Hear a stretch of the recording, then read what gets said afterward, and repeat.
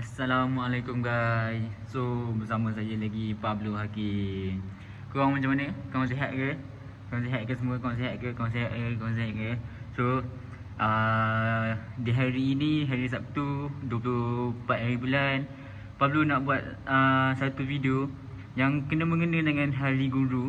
Kan, walaupun dah lepas, tapi Pablo buat video ni sempena Hari Guru untuk menyemangati balik jasa-jasa seorang guru, kan, apa semua.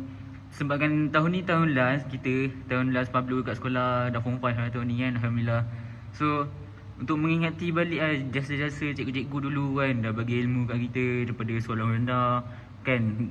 Walaupun kita buat jahat sekalipun, diorang tetap maafkan kita kan guys kan.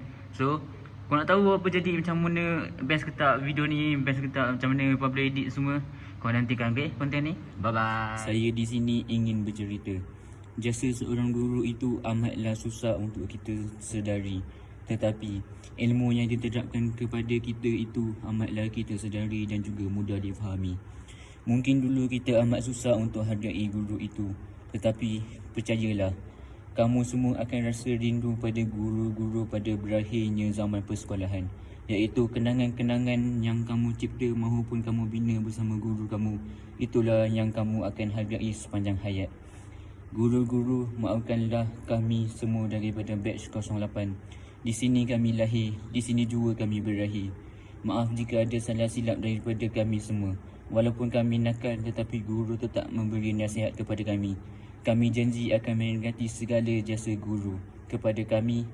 Akhir kata daripada saya, selamat Hari Guru. Saya ucapkan kepada semua guru yang telah diberi amanah untuk memberi ilmu. Akhir kata, selamat Hari Guru.